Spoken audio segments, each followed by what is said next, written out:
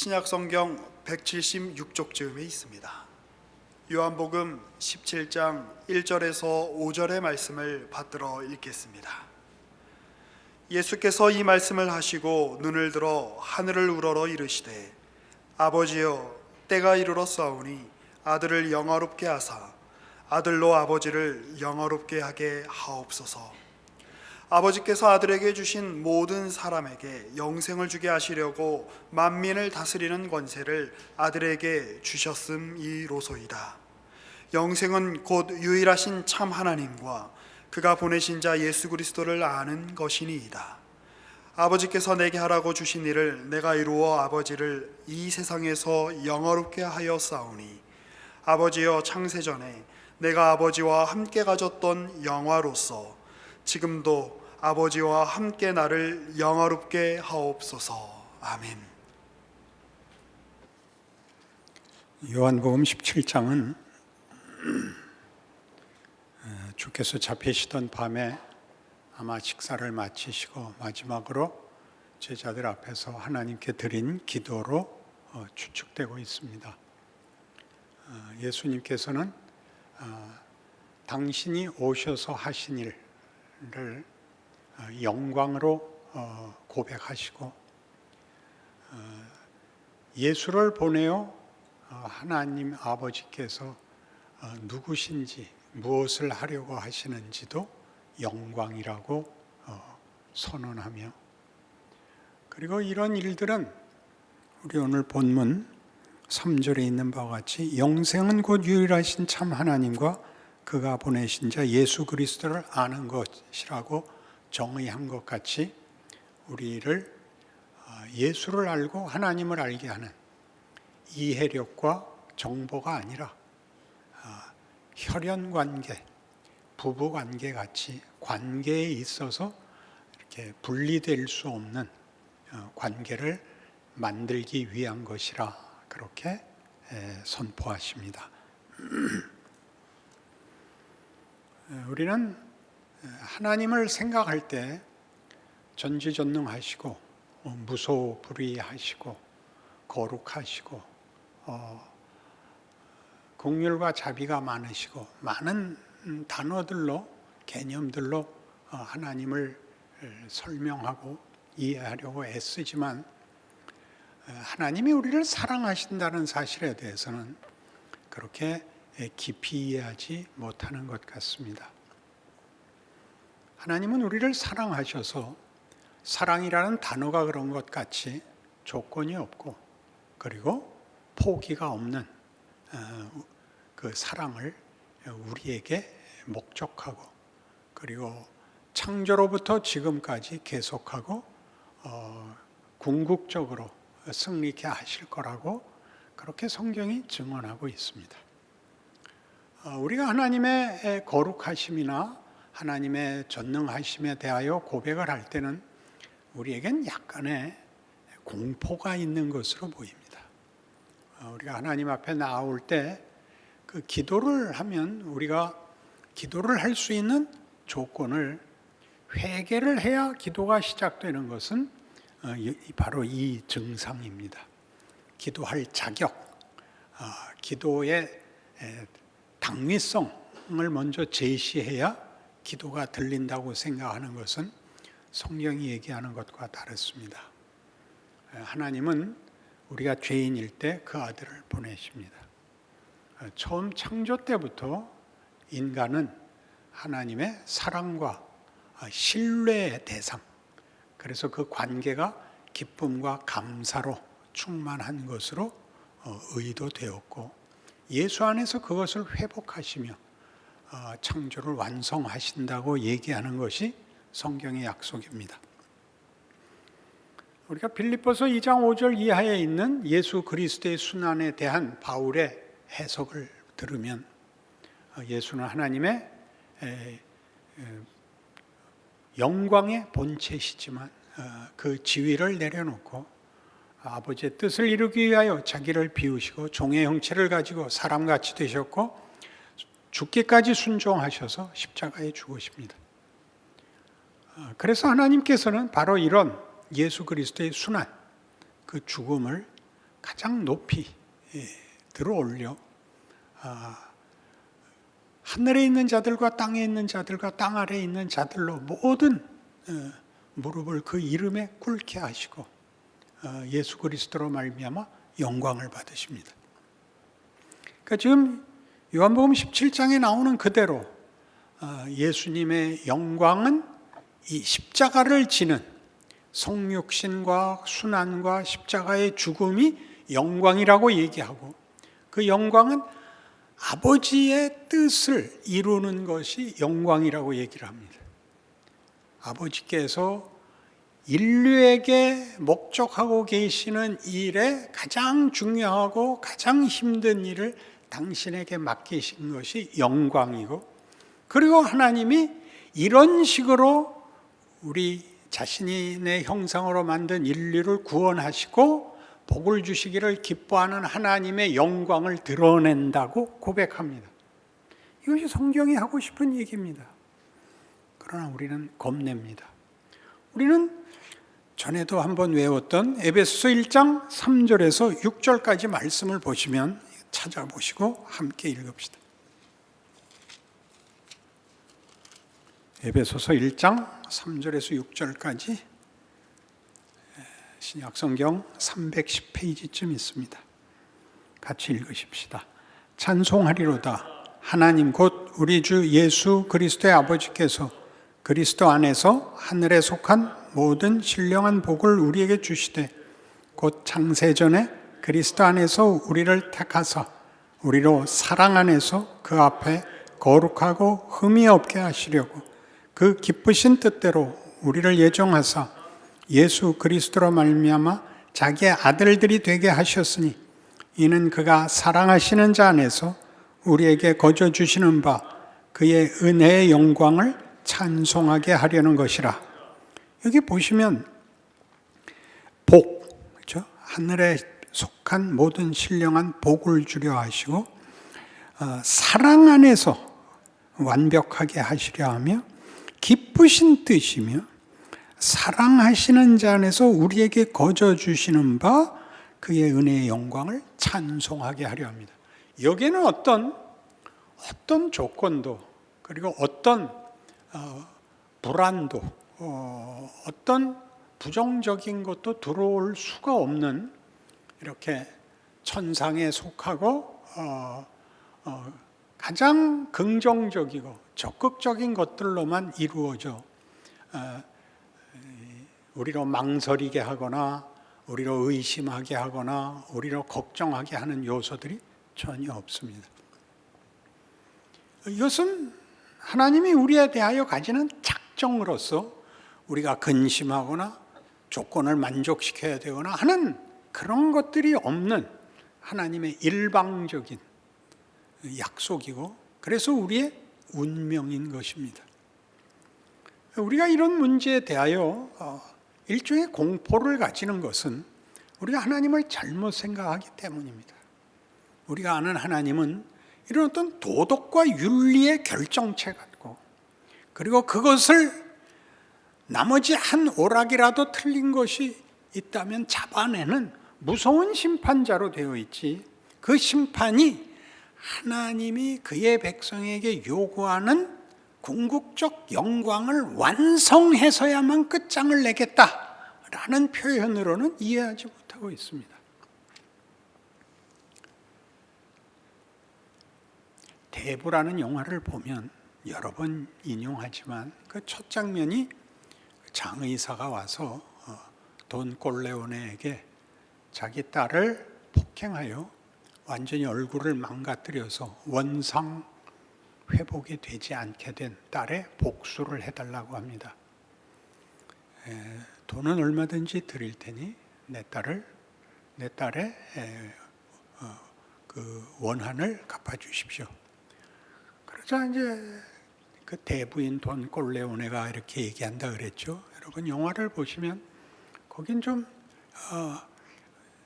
번역이 잘못됐는지 대사가 잘못됐는지 이게 오리지널 작가의 뜻이 충분히 전달되지 않았는데 제가 잘 풀어 설명을 하자면 너는 들어와서 나를 만날 때 웃지도 않았다.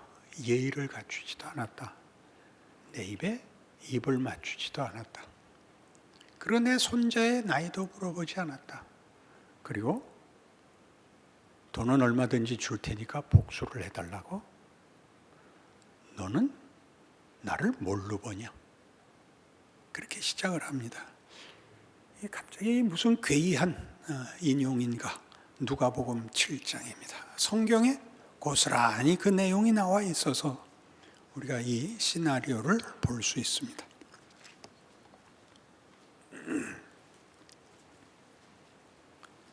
누가복음 7장 36절부터 끝절 50절까지 같이 읽읍시다.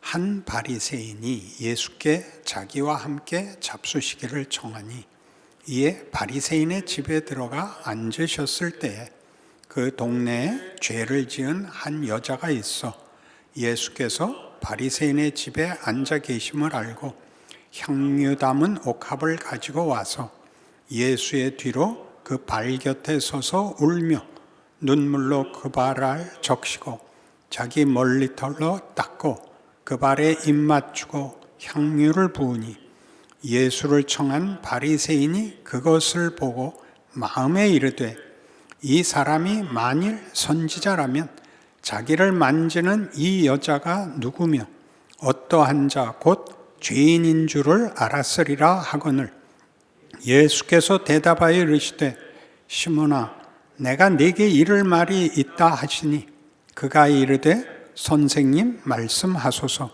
이르시되 빚 주는 사람에게 빚진 자가 둘이 있어 하나는 500데나리온을 졌고 하나는 50데나리온을 졌는데 갚을 것이 없으므로 둘 다 탕감하여 주었으니 누가 그를 더 사랑하겠느냐? 시몬이 대답하여 이르되 내 생각에는 많이 탕감함을 받은 자니이다. 이르시되 네 판단이 옳다 하시고 그 여자를 돌아보시며 시몬에게 이르시되 이 여자를 보느냐? 내가 네 집에 들어올 때 너는 내게 발 씻을 물도 주지 아니하였을 때 이 여자는 눈물로 내 발을 적시고 그 머리털로 닦았으며 너는 내게 입 맞추지 아니하였을 때 그는 내가 들어올 때로부터 내 발에 입 맞추기를 그치지 아니하였으며 너는 내 머리에 감람유도 붓지 아니하였을 때 그는 향유를 내 발에 부었느니라. 이러므로 내가 네게 말하노니 그의 많은 죄가 사여졌도다. 이는 그의 사랑함이 많음이 사함을 받은 일이 적은 자는 적게 사랑하느니라. 이에 여자에게 이르시되 네 죄사함을 받았느니라 하시니 함께 앉아 있는 자들이 속으로 말하되 이가 누구이기에 죄도 사하는가 하더라. 예수께서 여자에게 이르시되 네 믿음이 너를 구원하였으니 평안히 가라 하시니라. 사도 요한에 의하면 그의 복음서 말미에 예수님께서 행한 기적을 다 적으면 이 세상이라도 그 책을 감당할 수 없다. 그렇게 많은 이적을 행하셨습니다. 그러나 요한복음은 짧은 장입니다. 모든 복음서가 다 그렇습니다. 제일 긴 마태복음이 28장이고 이 누가복음은 24장입니다. 그 많은 기적 중에 가장 중요한 것을 고르는 중에 지금 36절부터 50절에 이르는 이 긴 절을 할애해서 그저 별것 아닌 얘기를 길게 하지 않나요? 바리새인이 예수를 초청했고 그 집에 음식 먹으러 들어갔는데 예수님이 오셨다는 얘기를 듣고 한 여인이 들어와 그 발에 향유를 붓고 머리털로 씻고 그 발에 입 맞춥니다. 딱 바리새인이 생각하기를 이 사람이 정말 하나님의 종이라면 이 여자가 누구인 줄 알았을 거고 물리쳤을 거다 그거죠. 그러니까 이 당시의 바리새인이란 가장 고급한 신앙에 있어서 그래도 윗줄에 서는 자입니다. 그가 아는 하나님과 그가 아는 신앙은 잘못을 지적해내는 잘잘못의 문제로서만 판단이 되고 있습니다. 그러나 예수님이 딱 꾸짖는 것입니다. 너는 내가 올 때 발을 씻을 물도 주지 않았고, 너는 감람유도 붓지 않았다. 너는 내 손에 입 맞추지 않았다. 그러나 이 여인을 봐라. 이 여인은 와서 내 발에 향유를 붓고 머리털로 씻고 입 맞추기를 그치지 않는다. 여러분은 하나님이 어떤 분이었으면 좋겠습니까? 하나님이 공정했으면 좋겠다. 그렇게 말하는 사람들은 다 기독교인이 아닙니다. 상대방을 벌을 줘서 나를 증명하려는 것은 폭력이 하는 짓이지, 기독교는 그렇게 안 합니다. 아버지여 저들을 사하소서입니다. 저들이 나를 죽이려고 하는데, 저들을 사하면 내가 죽어야 되는데 그 길을 가기로 하는 겁니다. 그것은 무슨 드라마틱하고 어떤 각오와 어떤 그런 우리가 아는 진정성으로가 아니라 성경이 하는 얘기는 전혀 다른 얘기를 하고 있는 중입니다.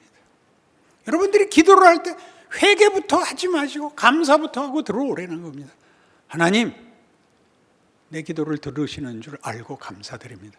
제가 기도할 자격이 없지만 하나님도 다 알고 저도 다 아는 거니까 그건 옆에 치워놓고 바쁜 소원부터 아뢰겠습니다. 이렇게 들어가라고요, 제발.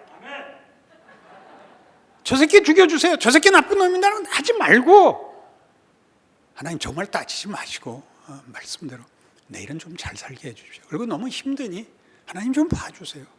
예수님 이름으로 기도합니다. 이렇게 하라는 거예요.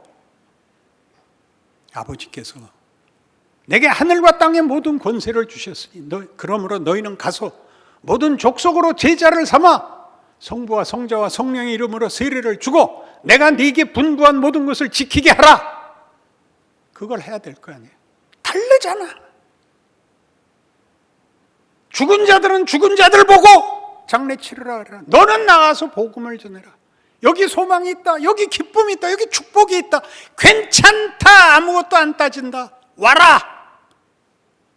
네 인생을 다르게 살아라. 죽음의 권세가 아니라 생명의 운명 속을 살아라. 그렇게 부르고 있다고요. 거기 오라고요. 하나님을 뭘로 알고 있는 거예요? 돈 꼴레오네조차도 일개 마피아의 패밀리의 한 수장도 그렇게 얘기해요. 너는 나한테 돈만 주면 뭐든지 해준다고 생각을 했단 말이냐? 섭섭하구나. 네가 나에게 친분을 앞세웠다면 내가 왜 네 부탁을 거절했겠냐? 나는 너에게 공포와 공포의 수단에 불과했구나. 하나님이 하시는 말씀이에요.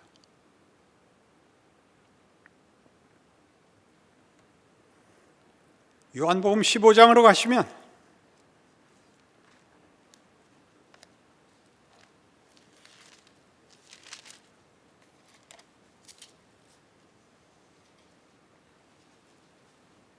요한복음 15장 9절에서 15절까지 또 같이 봅니다. 아버지께서 나를 사랑하신 것 같이 나도 너희를 사랑하였으니 나의 사랑 안에 거하라. 내가 아버지의 계명을 지켜 그의 사랑 안에 거하는 것 같이 너희도 내 계명을 지키면 내 사랑 안에 거하리라. 내가 이것을 너희에게 이름은 내 기쁨이 너희 안에 있어 너희 기쁨을 충만하게 하려 함이라. 내 계명은 곧 내가 너를 사랑한 것 같이 너희도 서로 사랑하라 하는 이것이니라. 사람이 친구를 위하여 자기 목숨을 버리면 이보다 더 큰 사랑이 없나니 너희는 내가 명하는 대로 행하면 곧 나의 친구라. 이제부터는 너희를 종이라 하지 아니하리니 종은 주인이 하는 것을 알지 못함이라. 너희를 친구라 하였느니 내가 내 아버지께 들은 것을 다 너희에게 알게 하였음이라. 여기 나오는 모든 단어가 뭔가 보세요. 사랑이에요. 사랑, 기쁨. 너희는 종이 아니고 내 친구다. 친구란 뭐예요? 서로 의존적인 관계예요. 서로 의존적인 관계라고. 하나님이 우리를 어떻게 사랑한다고요? 우리를 이제 다음 요한복음의 다음에 나가면 아버지께서 나를 보낸 것 같이 내가 너희를 보내노라 하여 와요. 그러니까 우리가 말하자면 예수예요. 예수의 하신 일과 예수의 몫을 잇는 존재예요. 역사는 우리가 볼 때 아무 열매를 맺지 못하고 아무런 소망이 없어 보이지만 우리가 있는 한, 교회가 서 있는 한 하나님은 일하고 계시고 실패하지 않는다는 눈에 보이는 증거들이라고요. 그렇게 우리가 서 있어요. 근데 우리는 뭐 하고 있다고요? 스스로 공포를 만들어서 하나님 앞에 벌 받지 않는 것이 전부이기 때문에 전전긍긍하고 저 사람은 더 했대요. 나를 변명하기 위해서 저 사람은 더 했대요. 저 사람은 나쁜 사람이래요. 그렇게밖에는 자기를 증명할, 확인할 방법이 없으니 빛은 어디 비치며 진리는 어디서 오며 소망은 어디서 열매를 맺겠습니까? 여러분이 여러분 인생을 흑암 속에 던져놓고 비명밖에, 저주밖에, 정죄밖에 하는 게 없는데 어디에 복음이 있어요? 어디에 용서가? 어디에 소망이? 어디에 빛이, 감사와 기쁨이 나오겠냔 말이죠. 로마서 8장 14절로 갑시다.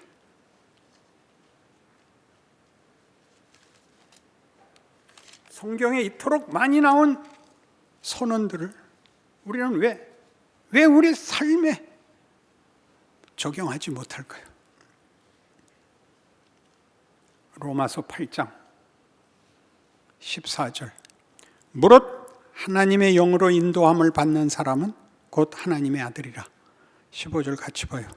너희는 다시 무소하는 종의 영을 받지 아니하고 양자의 영을 받았으므로 우리가 아빠 아버지라고 부르짖느니라.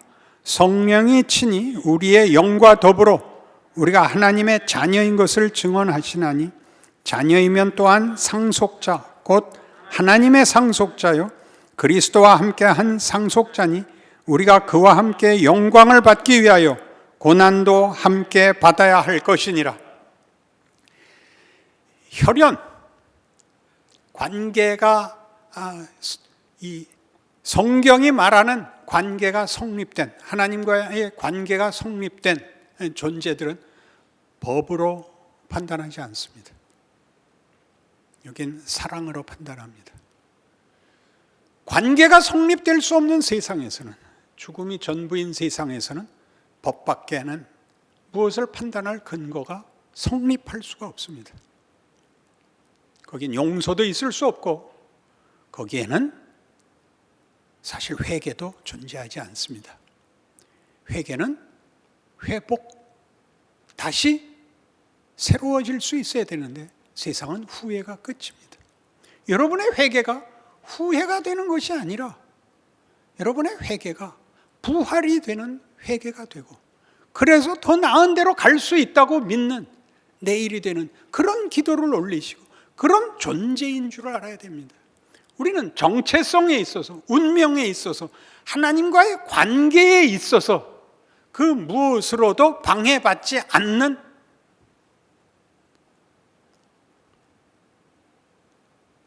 실패할 수 없는, 망할 수 없는 존재라는 것을 제발 꼭 기억해 주시기 바랍니다. 구약 성경에 너무나 놀라운 이 선언이 있어서 제가 적어왔습니다. 호세아 2장 19절 20절인데요. 집에 가서 한번 펴보십시오. 망하게 된 이스라엘에 대하여 하나님께서 너희는 다 망해라. 너희는 너희 죄와 잘못 때문에 망한다. 그러나 내가 너희를 버리는 것은 아니다. 너희는 내가 다시 회복시킬 것이다. 너희는 내 백성이다. 그 문맥 속에 나옵니다. 내가 네게 장가들어 영원히 살되 공의와 정의와 은총과 긍휼이 여김으로 네게 장가들며 진실함으로 네게 장가들리니 네가 여호와를 알리라. 이것보다 더 친근하고 이것보다 더 운명을 같이 하는 다른 관계가 있을 수 있나요? 여러분 제발 신자답게는 도덕도 능력도 아니고 정체성과 운명에 관한 하나님의 약속과 의지에 관한 문제라는 걸 기억하셔서 힘있게 풍성하게 살아내는 빛과 생명과 진리가 되시기를 바랍니다. 기도하십시다. 하나님 아버지, 우리의 삶과 우리의 운명이 주의 손에 있사오니 우리는 포기할 수 없습니다. 우리는 넘어진 것이 운명이 될 수 없습니다. 우리는 다시 일어나야겠고, 그리고 우리는 성경이 말한 그대로 빛이고 생명이고 진리입니다. 우리를 만나는 모든 사람 앞에 우리는 기적입니다. 우리는 복입니다. 그 복을 누려내는, 살아내는 귀한 인생들이 되게 하여 주시옵소서. 지금은 우리 주 예수 그리스도의 은혜와 하나님 아버지의 극진하신 사랑과 성령 하나님의 동행하심이 주의 자녀된 운명과 복과 권세를 기억하고 각자의 인생을 승리하기로 약속하는 심령들 위해 영원토록 함께 있을지어다. 아멘.